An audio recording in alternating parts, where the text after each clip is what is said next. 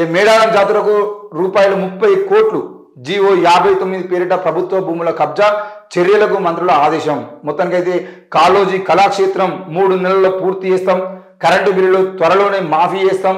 జిల్లా ఇన్ఛార్జ్ మంత్రి పొంగులేటి సమీక్షా సమావేశంలో పాల్గొన్న జిల్లా మంత్రులు ఎమ్మెల్యేలు.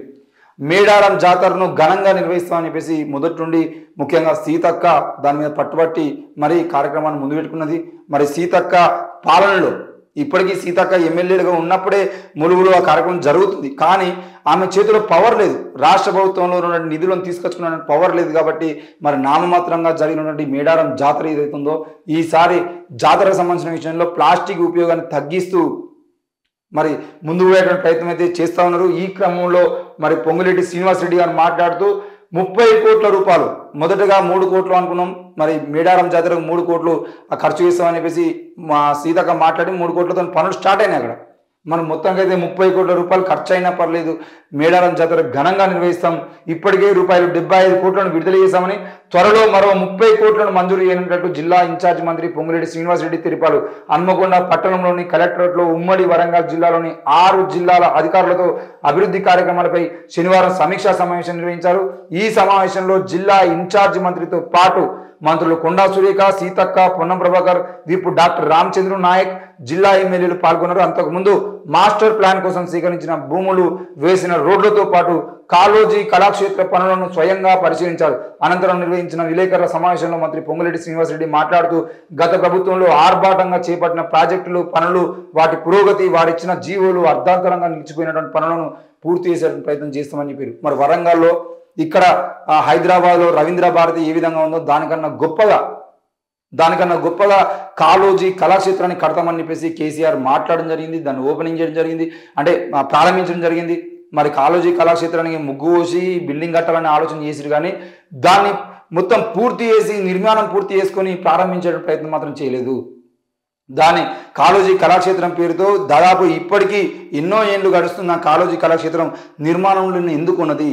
కాళేశ్వరం ప్రాజెక్టు కట్టడానికి 1,00,000 కోట్ల రూపాయలు ఖర్చు చేసి మరి కాళేశ్వరం ప్రాజెక్టును మీరు నిర్మిస్తారు, 3 సంవత్సరాల్లో నీళ్లు మొత్తం పొంగిపోతాయి. మరి ఇక్కడ కాళోజీ కళాక్షేత్రానికి సంబంధించిన విషయంలో వరంగల్లో ఆ కాళోజీ కళాక్షేత్రాన్ని నిర్మిస్తే దాన్ని ఉపయోగించుకునేటువంటి అవకాశాలు ఉంటాయి. ఆ కాళోజీ కళాక్షేత్రం అనేది వరంగల్కి వన్నెదిచ్చే విధంగా ఉంటుందని చెప్పేసి మాట్లాడినట్లు మీరు దాని విషయంలో ఎందుకు నిర్లక్ష్యం వహించారు? మరి ఈరోజు కాంగ్రెస్ ప్రభుత్వం అయితే మాట ఇస్తూ ఉంది, తప్పకుండా ఆ కాళోజీ కళాక్షేత్రాన్ని నిర్మాణం పూర్తి చేసి మన అందరి ముందుకు తీసుకొచ్చే ప్రయత్నం చేస్తామని చెప్పేసి వాళ్ళు మాట్లాడుతున్నారు. మరి కనీసం వీళ్ళైనా కూడా ఆ మాట నిలబెట్టుకొని ఒక 6 నెలల్లో కరెక్ట్గా దాని మీద అధికారులు సరిగ్గా పనిచేసేదంటే 6 నెలల్లో పూర్తి చేసుకొని 6 నెలల్లో మళ్ళీ దాన్ని ప్రజల ముందు తీసుకొచ్చేటువంటి అవకాశం ఉన్నది.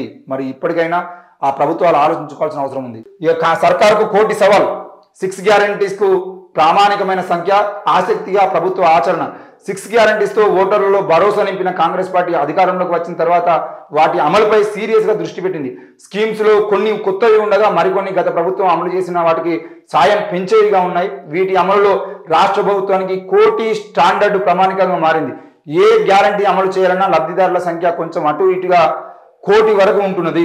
ఒక్కో హామీ అమలుకు కనీస అర్హతలు ఏంటి, మార్గదర్శకాలు ఎలా ఉండబోతున్నాయి, లబ్ధిదారుల ఎంపిక ఎలా ఉండనున్నది, వీటన్నిటికీ ప్రభుత్వ ఆచరణ ఎలా ఉండబోతున్నది అనేది వంటి అంశాలపై ఇప్పుడు హాట్ టాపిక్గా మారినాయి. రేషన్ కార్డులే ఉన్నాయి. రేషన్ కార్డులు అంటే 1 కోటి మందికి రావాలి, ఇండ్లు కావాలి, 1 కోటి మందికి ఇవ్వాలి.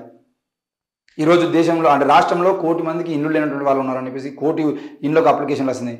లేదంటే దళిత బంధు అప్లికేషన్ చేసుకున్నాం, దళిత మంది 1 కోటి మంది, రైతు బంధు ఉన్నది, రైతు బంధు 1 కోటి మందికి ఇవ్వాలి.